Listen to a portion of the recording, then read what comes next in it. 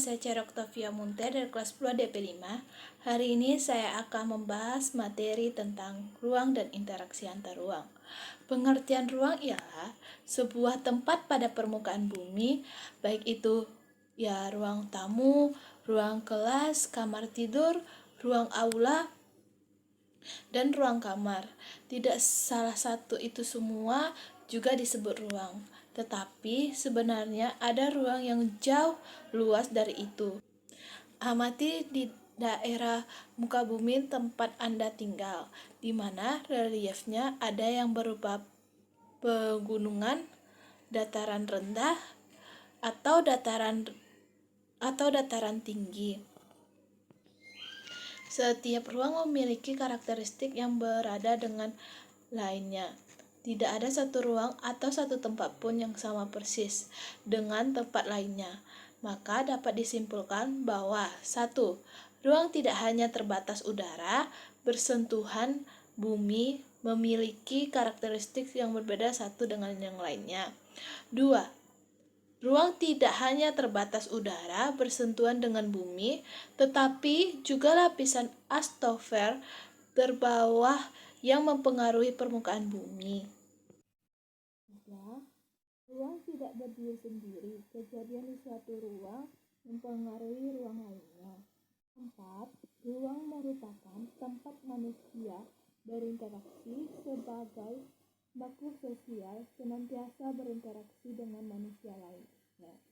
5. Ruang merupakan tempat segala terjadi peristiwa.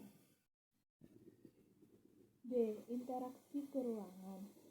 Kita sering menyaksikan di televisi peristiwa banjir yang melanda kota Jakarta. Tahukah Anda mengapa Jakarta sering mengalami banjir?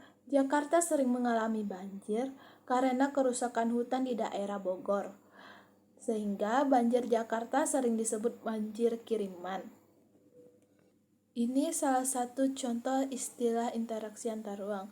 Kondisi hutan yang merusak di Bogor menyebabkan banjir di Jakarta. Antar ruang atau antar wilayah saling bergantungan bila kondisi 1. Saling melengkapi atau komplementari. Daerah A kelebihan ikan tapi kekurangan sayuran. Tetapi kekurangan ikan terjadilah interaksi daerah A dan B. 2. Kesempatan antara atau intervening opportunity. Daerah A biasa membeli sayuran ke daerah B, tetapi daerah C yang juga penghasil sayuran dan lebih dekat jaraknya dari daerah A, sehingga ongkos transportasi lebih murah.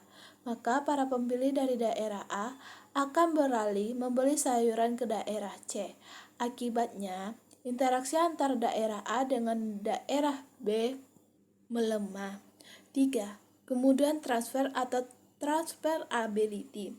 Bila dua daerah mempunyai kesempatan untuk saling melengkapi, harus ditunjang dengan sarana dan prasarana untuk kemudahan transportasi. Sarana dan prasarana yang kurang baik akan menghambat transportasi dan menyebabkan biaya tinggi. Contoh, seorang